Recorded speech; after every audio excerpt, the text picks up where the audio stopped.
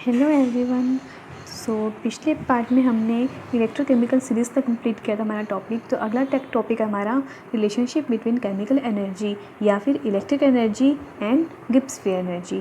तो जो पेपर में या फिर क्वेश्चन कभी भी आपका ये भी आ सकता है कि या तो आपसे पूछ ले कि relationship between chemical energy and Gibbs free energy या relationship between electric energy and Gibbs free energy, कुछ भी आ सकता है। तो मैंने दोनों ही लिख दिए, ठीक है।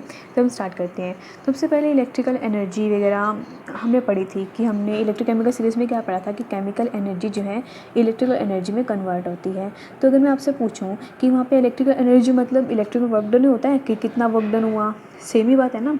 तो यहाँ पे अगर इलेक्ट्रिकल वर्क डन का मुझे फॉर्मूला लिखना पड़े तो क्या होता है, ये हमने बहुत पहले से पढ़ा है, हमने 12वीं 11th में पढ़ते आए इसको शुरू से ही। एक फॉर्मूला होता है, इलेक्ट्रिकल एनर्जी लिख लो या फिर इलेक्ट्रिकल वर्क डन। मैं इलेक्ट्रिकल वर्क डन लिखूँगी क्योंकि आगे हम इससे कुछ एक इंपॉर्टेंट टॉपिक समझेंगे। Electrical work which is equals to किसके इक्वल होता है, इलेक्ट्रिकल चार्ज मल्टीप्लाई में ईएमएफ ऑफ सेल, ये पढ़ा ना हमने। और इलेक्ट्रिकल चार्ज मतलब ये भी हमने पढ़ा बहुत अच्छे से, एन एफ, याद है ना। अब तो याद आएगी अगर मैं लिख दिया। एंड ईएमएफ सेल को मैं लिख सकती हूँ ई नॉट ऑफ सेल, ठीक है, which is equals to electrical work, ठीक है। तो यहाँ पे एन एफ क्यों लिखा, एन एफ मतलब फैराडे कांस्टेंट होता है, ये भी हमें पता है। एंड एन मतलब कि कितने नंबर ऑफ इलेक्ट्रॉन्स पे डिपेंड करता है, जितने नंबर ऑफ इलेक्ट्रॉन्स होंगे वहाँ पे हम उसको इतना मल्टीप्लाई करते जाएंगे, ठीक है। तो ये हमारे इलेक्ट्रिकल वर्क डन का फॉर्मूला। तो किसके इक्वल हुआ, N F E naught of cell, ठीक है। अभी ई नोट मत लिखो, इसको हम सिंपल ई ऑफ सेल लिखते हैं। ई नोट हम आगे लिखेंगे कैसे लिखते हैं इसको, ठीक है। तो यहाँ पर हमने इतना लिखा। अब यहाँ पर जो मैंने क्या कहा कि इलेक्ट्रिकल वर्क डन है मतलब किसी सेल में कितना वर्क डन हो रहा है, ठीक है।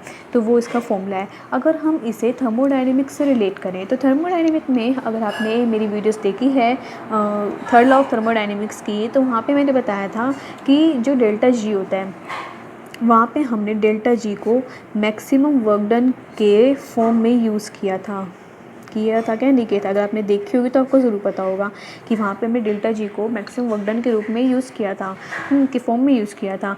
और वहाँ पे लेकिन हाँ, अगर आप थर्मोडायनेमिक में बिल्कुल अच्छे से पढ़ते हो तो वहाँ पे मैंने एक चीज़ और बताई थी कि डेल्टा जी जो होता है वो किसके इक्वल होता है, वो इक्वल होता है कि टोटल वर्क डन। एक्चुअल में डेल्टा जी क्या होता है, टोटल वर्क डन में से अगर हम मैकेनिकल वर्क माइनस कर दें फिर जो वर्क डन हमारे पास बचता है वो ही होता है डेल्टा जी। लेकिन यहाँ पे हम इन जनरल लेके चलेंगे कि हम यहाँ पे उसे मैक्सिमम वर्क डन का फॉर्म बता रहे हैं, ठीक है। क्यों इसे हमने ऐसा क्यों लिया, एक बात और आती है यहाँ पे। वहाँ उसी थर्ड लॉ ऑफ थर्मोडाइनमिक्स में एक चीज़ और पढ़ाई गई थी कि जो डेल्टा जी होता है वो जितना ज़्यादा नेगेटिव होएगा उतना ज़्यादा ही हमें मैक्सिमम वर्क डन मिलेगा, ठीक है। तो अब समझ में आ गया होगा। वैसे तो डेल्टा जी क्या होता है, टोटल वर्क डन में से अगर मैकेनिकल वर्क डन माइनस करते हैं तो जो वर्क डन बचेगा वो होता है डेल्टा जी। लेकिन डेल्टा जी जितना ज़्यादा नेगेटिव होगा उतना ज़्यादा ही हमें वर्क डन मिलता रहेगा। तो इसलिए हमने यहाँ पे इसे मैक्सिमम वर्क डन की फॉर्म में इसको डिनोट किया था, ठीक है। ये बात याद रखना और हम इसका भी यही यूज़ करेंगे। अब मैंने कहा कि electrical work done N F of cell के इक्वल है, तो मैं यहाँ पे मतलब इलेक्ट्रिकल वर्क डन मतलब मैक्सिमम वर्क डन कितना हुआ, तो यहाँ पे मैं मैक्सिमम वर्क डन लिख सकती हूँ इसको, है ना। इलेक्ट्रिकल वर्क डन को मैंने मैक्सिमम वर्क डन लिख दिया विच इज़ इक्वल्स टू कैसे, वही same formula N F E of cell, बिल्कुल ठीक है। तो यहाँ पे जो मैक्सिमम वर्क डन को मैं क्या लिख सकती हूँ, डेल्टा जी, लेकिन मैक्सिमम कब, जब वो जितना ज़्यादा नेगेटिव होएगा which is equals to N F E of cell. And तो अगर मैं इसको माइनस उधर लेके जाऊँ तो मेरा ये वाला बच्चा बना N F E of cell which is delta G equals to minus N F of E cell, बिल्कुल इंपॉर्टेंट फॉर्मूला जो आपने शुरू से पढ़ा है। तो यहाँ पे क्या किया हमने, यहाँ पे हम क्या पढ़ रहे हैं, यहाँ पे हम पढ़ रहे हैं हमारी फिजिकल केमिस्ट्री में हम इलेक्ट्रोकेमिस्ट्री पढ़ रहे हैं। तो हमने इलेक्ट्रोकेमिस्ट्री को थर्मोडाइनमिक्स से रिलेट कर दिया, है ना। हमने अभी इलेक्ट्रोकेमिस्ट्री को थर्मोडाइनमिक्स से रिलेट कर दिया। कैसे, हमने इलेक्ट्रिकल वर्क डन निकाल दिया किसी सेल का और हमने चलते चलते हमने वहाँ पे डेल्टा जी की वैल्यू फाइंड आउट कर दी। इसके बाद जो आपका टॉपिक आता है ना बुक में वो मोस्ट इंपॉर्टेंट है। वहाँ पे दिया हुआ है कि हम अब थर्मोडाइनमिक क्वांटिटीज़ है जितनी भी डेल्टा जी है, डेल्टा एच है, फिर डेल्टा एस है, हम उसको ईएमएफ ऑफ सेल के साथ रिलेट करेंगे, उसके साथ उसका रिलेशन निकालेंगे क्या होता है। तो एक तो निकल ही गया, देखो डेल्टा जी का तो निकल ही गया, है ना। अब हम आगे करते हैं जो कि अब ध्यान से सुना बहुत इंपॉर्टेंट है। अब यहाँ पे मैंने डेल्टा जी लिखा है N F E of cell, क्या लिखा है N F of E of cell. अगर मैं इसे स्टैंडर्ड कंडीशन पे देखूँ तो मेरा क्या लिखा जाएगा, delta G naught is equals to N F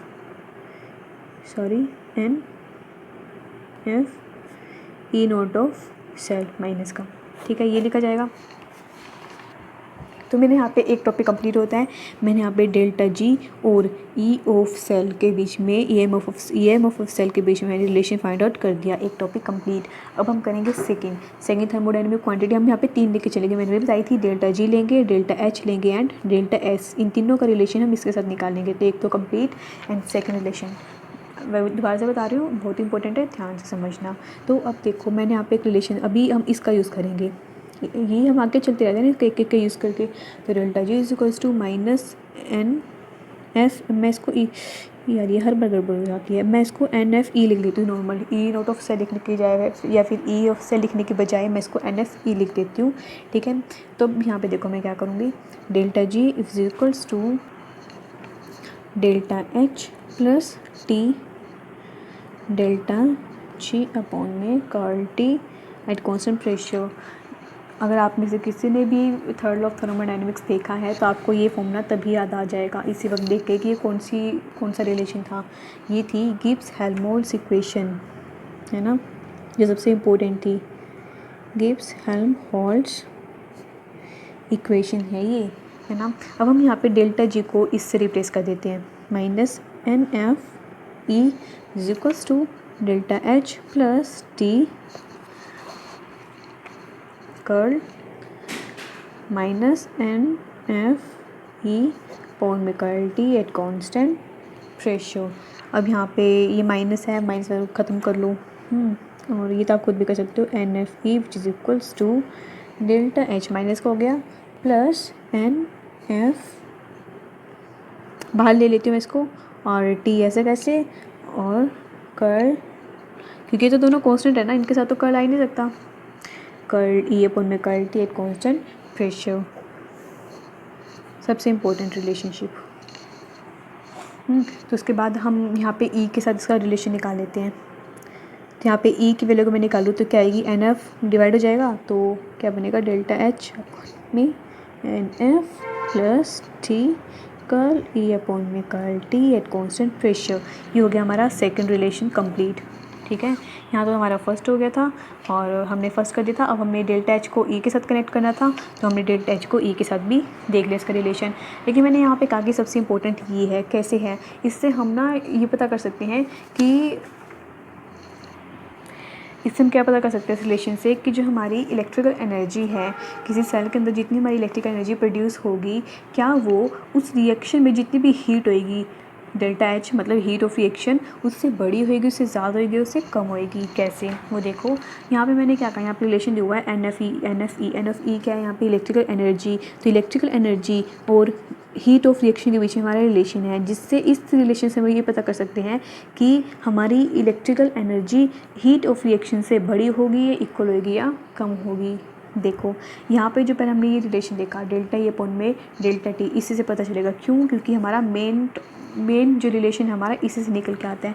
जो डेल्टा ई अपॉन में डेल्टा टी है वो क्या है, वो है टेम्परेचर कोफिशिएंट। क्या है टेम्परेचर कोफिशिएंट किसका, ईएमएफ ऑफ सेल का, temperature coefficient of EMF of cell, ठीक है, temperature coefficient of EMF of cell, जिससे हम ये पता कर सकते हैं कि हमारी जो इलेक्ट्रिकल एनर्जी है वो हीट ऑफ रिएक्शन से बड़ी होने वाली है, फिर छोटी है, फिर इक्वल।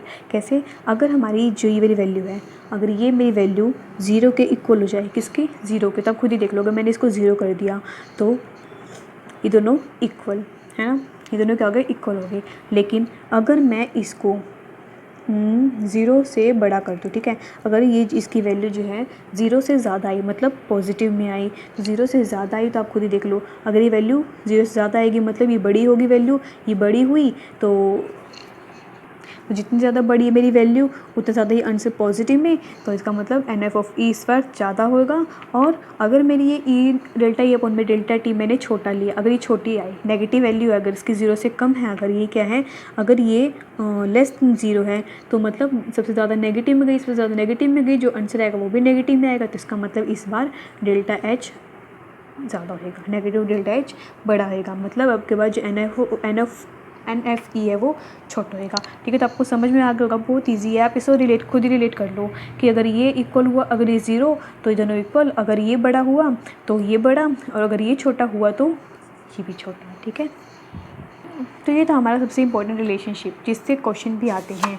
अब हमने यहाँ पे दो पढ़ लिए, एक हमने पढ़ लिया डेल्टा जी के साथ भी रिलेशन निकाला, डेल्टा एच के साथ भी रिलेशन निकाल दिया। अब हम निकालेंगे डेल्टा एस के साथ रिलेशनशिप। तो डेल्टा एस लाने के लिए पहले मुझे डेल्टा एस की कोई इक्वेशन लिखनी पड़ेगी जो कि डेल्टा जी वाली के साथ ही, तो delta H is equals to delta H minus T delta S पता है हमें।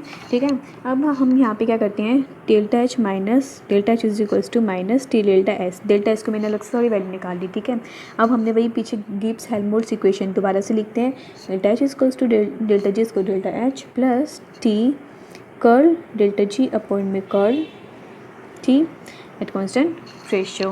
तो यहाँ पे मैं क्या करती हूँ, डेल्टा एच को इधर ले आती हूँ, delta G minus delta H which is equals to T curl delta G upon में curl T at constant ratio. इसको मैं क्या लिख देती हूँ, माइनस टी डेल्टा एस लिख सकती हूँ, minus T delta S which is equals to T, ऐसे कैसे लिख देते हैं इसको, यहाँ से टी से टी कैंसिल, तो डेल्टा एस की वैल्यू माइनस लिख देते हैं अभी तो कर्ल। अब देखो डेल्टा जी को पीछे क्या लिखा था, डेल्टा जी को मैं क्या लिख सकती हूँ, एन एफ ई है ना, तो वही एन एफ ई अपॉन में curl T at constant ratio, ये दोनों तो बाहर आ जाएंगे, तो माइनस डेल्टा एस माइनस का है ना पूरा is equals to minus N F curl E upon में curl T at constant ratio, minus से माइनस कैंसिल, देन हमारी डेल्टा एस और इसके बीच में एक इम्पोर्टेंट रिलेशनशिप एक और आ गया, एंट्रोपी और ईएमएफ ऑफ सेल के बीच में मोस्ट इंपॉर्टेंट रिलेशनशिप। ठीक है, तो अब जो है हमारा ये टॉपिक यहाँ पे कंप्लीट होता है, relationship between chemical energy and Gibbs free energy and other quantities like heat of reaction and entropy. उसके बाद जो है एक और इम्पोर्टेंट टॉपिक आता है जिसे हम बोलते हैं, जिसका टॉपिक का नाम है concept of activity and activity coefficient. तो हम स्टार्ट करते हैं एक्टिविटी एंड एक्टिविटी कोफिशिएंट। तो एक साइंटिस्ट थे लुईस, तो उन्होंने क्या देखा था, उन्होंने बताया था कि जब हम किसी भी मॉलिक्यूल या आयन की कंसंट्रेशन फाइंड आउट करते हैं किसी एक्सपेरिमेंट की हेल्प से, तो वो जो हमारी वैल्यू आती है वो हमेशा कम आती है, बजाय कि उसकी एक्चुअल कंसंट्रेशन की जितनी उसकी होनी चाहिए थी ना उतनी नहीं होती, उससे हमेशा कम आती है। और तो इसी कारण उन्होंने एक टर्म निकाली एक्टिविटी जिसे हम ए से डिनोट करते हैं, और ये क्या होती है हमारी एपरेंट वैल्यू ऑफ कंसंट्रेशन।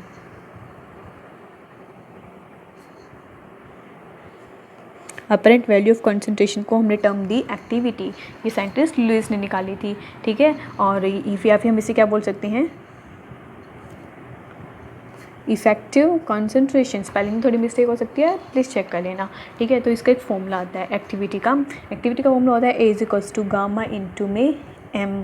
ठीक है, यहाँ पे ए क्या है एक्टिविटी एंड गामा क्या है एक्टिविटी कोफिशिएंट एंड एम क्या है यहाँ पे एक्चुअल कंसंट्रेशन। ठीक है, तो यहाँ पे हम गामा की वैल्यू निकाल सकते हैं एक्टिविटी। तो उससे पहले हमने दो टॉपिक हमारे पास एक्टिविटी एंड एक्टिविटी कोफिशिएंट। तो एक्टिविटी हमें पता चल गया, this one is the activity.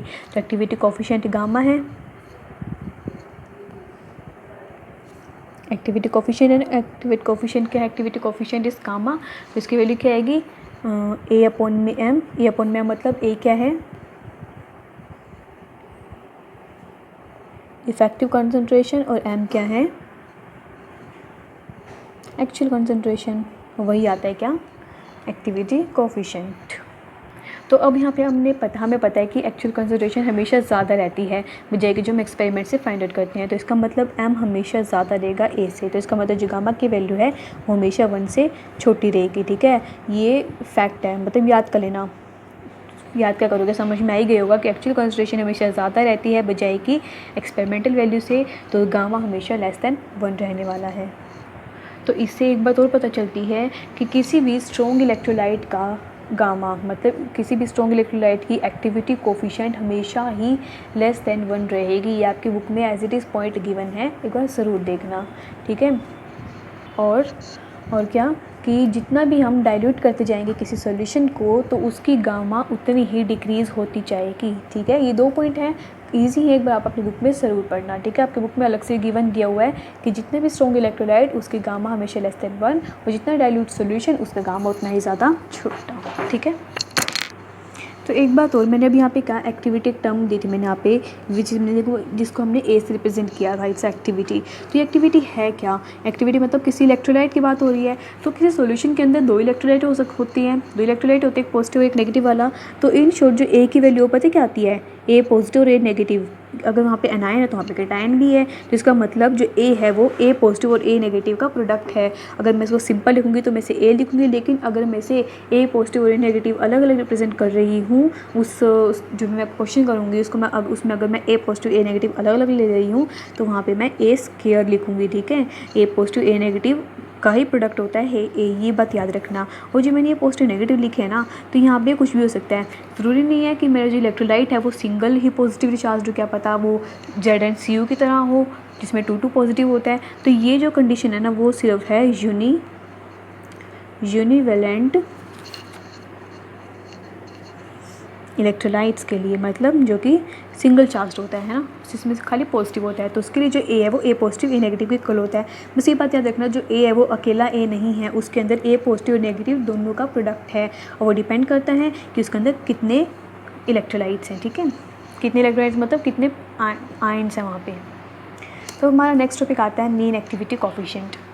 2 term आती है, sorry, mean ionic coefficient and mean activity coefficient. पहले हम पढ़ते हैं मीन आयनिक कोफिशिएंट। इसमें होता है, हमने भी पढ़ा कि ए किसके इक्वल है, ए पॉजिटिव और ए नेगेटिव के इक्वल है। ठीक है, तो मतलब मैं क्या लिख सकती हूँ, A is equals to A positive negative का स्क्वायर। बिल्कुल सही है ना। तो मैं इसको इधर लेके जाऊँ, मतलब पता है आपके बुक में ना थोड़ा बहुत ज़्यादा एक्सपैंड करके लिखा हुआ है, इतना ज़्यादा एक्सपैंड करके लिखा हुआ है कि बंदे को कन्फ्यूज़न ही हो जाए।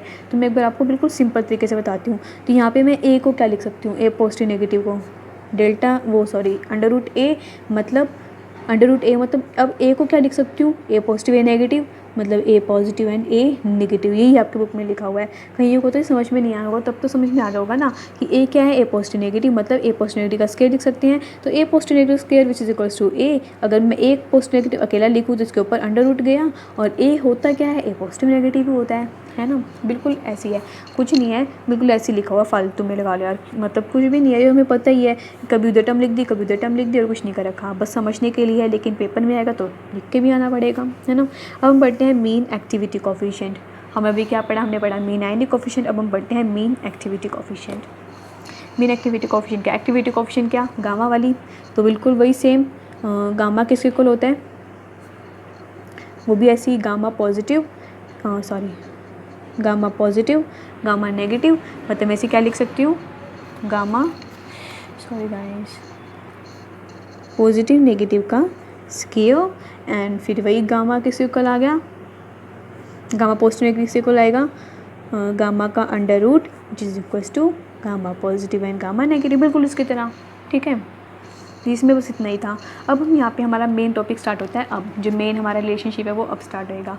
अभी जैसे हमने कहा कि ए किसके इक्वल होता है, ए इक्वल होता है गामा और मल्टीप्लाई एम के, तो इसका मतलब ए पॉजिटिव किसके इक्वल होएगा, gamma positive M positive, A negative किसके इक्वल होएगा, A gamma negative M negative, है ना। तो मेरा ये ए किसके इक्वल आया, A is equals to gamma positive M positive multiply में गामा नेगेटिव एम नेगेटिव, मतलब मैं इसको क्या लिख सकती हूँ, A is equals to M square and gamma positive negative का स्क्वायर। यहाँ पे एन क्या है, एक्चुअल कंसंट्रेशन, इसलिए मैंने इसको एम पॉजिटिव और नेगेटिव अलग अलग नहीं लिखा, जब दोनों इकट्ठे हो गए जिसका मतलब पूरी एक्चुअल कंसंट्रेशन बन गई ना, तो इसको हम सीधा एम से ही डिनोट करेंगे। ठीक है, तो A is equals to M square gamma positive negative का स्क्वायर, ये हमारा सबसे इंपॉर्टेंट रिलेशनशिप है। तो ये जो हमारा रिलेशनशिप है ना, वो ये जो है रिलेशनशिप हमारा यूनिवेलेंट इलेक्ट्रोलाइट्स के लिए है। ऐसे इलेक्ट्रोलाइट्स जिसमें सिर्फ सिंगल आयन या कटायन हो, कि सिंगल कटायन या एनायन हो, सिंगल आयन हो, ठीक है, मतलब एक ही सिर्फ एक पॉजिटिव और दूसरा का भी पॉजिटिव ही, कोई 2 या 3 नेगेटिव वगैरह पॉजिटिव ना हो, सिंपल दोनों में पॉजिटिव हो, तो ये केस उसके लिए एप्लीकेबल है। तो अगर बात करें वहाँ पे इलेक्ट्रोलाइट कोई से भी हो सकते हैं, क्या पता यूनी बाइवेलेंट इलेक्ट्रोलाइट हो जाए या फिर यूनी ट्राइवेलेंट, कुछ भी हो सकते हैं, सॉरी, तो उसके लिए अलग रिलेशन फॉर्मूला यही रहेगा, बस थोड़ा हल्के से उसमें चेंज जाएगा, क्योंकि वहाँ पे हम वो करेंगे ना स्टोइकोमेट्रिक कोफिशिएंट वगैरह भी तो यूज़ होंगे, क्योंकि हम वहाँ पे अगर 2 इलेक्ट्रॉन्स ऐड कर रहे हैं तो उसके केस में हम वहाँ पे उसको बैलेंस करते हैं, है ना। तो जो मैं आपको बता देती हूँ भी करके, जैसे कि एग्जांपल से समझते हैं इसको। MXAY यहाँ पे कुछ भी हो सकता है, ठीक है, कोई सी भी कितनी भी तरह के आयंस हो सकते हैं। तो ये क्या बनेगा, XM positive plus YA negative, ये तो पता है हमें यही बनते हैं। अब मैं इसका A लिखूँ तो A इन जनरल क्या होता है, A पॉजिटिव का X होगा, क्योंकि यहाँ पे स्टोइकोमेट्रिक कोफिशिएंट की पावर भी तो जाएगी ना, तो वही मैंने कहा था, ठीक है। और A negative, A positive negative होता है नॉर्मली, लेकिन वो यूनिट के लिए पढ़ा था हमने, लेकिन यहाँ तो कुछ भी हो सकता है, उसको हमने XY मान लिया, तो उसका स्टोइकोमेट्रिक कोफिशिएंट तो ऊपर ही जाएंगे, तो Y। तो A क्या है यहाँ पे हमारा, A है X, gamma positive M positive लिख देते हैं उसका X, और A नेगेटिव क्या है, Y, gamma negative M negative का Y, ठीक है। ये सबसे इंपॉर्टेंट बात समझने की थी, बस इसमें यही फ़र्क है, क्योंकि यहाँ पे हमारा जो है आगे कोफिशिएंट्स लग गए, जिस वजह से पावर में भी चला गया। लेकिन अगर अकेला देखें तो ये किसके को लाया, जितनी टोटल मॉलिक्यूल्स हैं मल्टीप्लाई में उसका M और X, और जितने मॉलिक्यूल्स हैं उसका M और X, यही हुआ ना। तो उसको मैं इकट्ठा लिख दे, X Y इकट्ठा लिख देते हैं इनको। तो यहाँ पे क्या बना, गामा पॉजिटिव नेगेटिव इकट्ठा M और X प्लस Y, ये हो गया हमारा A। ये किसी भी चीज़ के लिए, ठीक है, चाहे वहाँ पे कितने तरह के इलेक्ट्रोलाइट हो। एग्जांपल लेते हैं, समझ में आ जाएगा। K2SO4, ये क्या है, ये यूनिबाइवेलेंट इलेक्ट्रोलाइट्स हैं, जिसके अंदर X क्या है, देखो किस में टूटता है ये, 2K positive plus SO4 2 negative में टूटता है, जहाँ पे X क्या है 2 है और Y क्या है 1 ही है ना। तो इसका ये निकाल लो, एक फॉर्मूला याद रख लो बस, वही ऊपर वाला।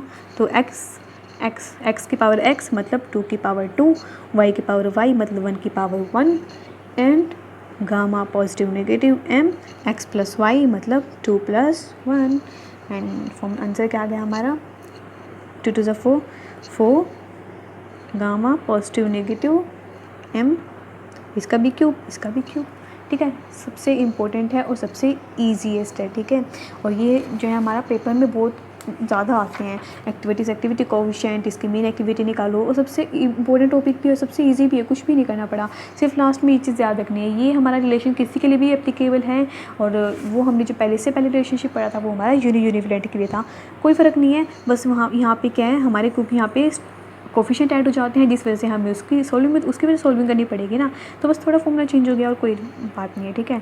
सबसे इंपॉर्टेंट रिलेशनशिप, दोबारा से बोल रही हूँ, मोस्ट इंपॉर्टेंट है। जितना मैंने अब इस आपकी वीडियो में पढ़ाया है ना, कि हमने इससे पहले क्या पढ़ा था, रिलेशनशिप्स पढ़े थे, वो सबसे ज़्यादा इंपॉर्टेंट, उसके बाद ये भी सबसे ज़्यादा इंपॉर्टेंट है, क्योंकि ये 3 या 4 नंबर में हर कोई पूछ सकता है। अब आपकी फिजिकल केमिस्ट्री में चैप्टर ही कितनी है, 3 ही तो चैप्टर है ना, और 2 यूनिट में आते हैं ना डिवाइडेड होकर पेपर, आई थिंक। तो फर्स्ट यूनिट में तो आपके थर्मोडायनेमिक्स आएगा, और थर्ड यूनिट में आपको इलेक्ट्रोकेमिस्ट्री आएगी। तो एक यूनिट में तो आई थिंक 8 क्वेश्चन आते हैं, है ना। तो अब देख लो आप, सारे क्वेश्चन इंपॉर्टेंट है इसमें, जितने मैं आपको बता रही हूँ ना, आप उसको मार्क करते रहना, ठीक है सारे।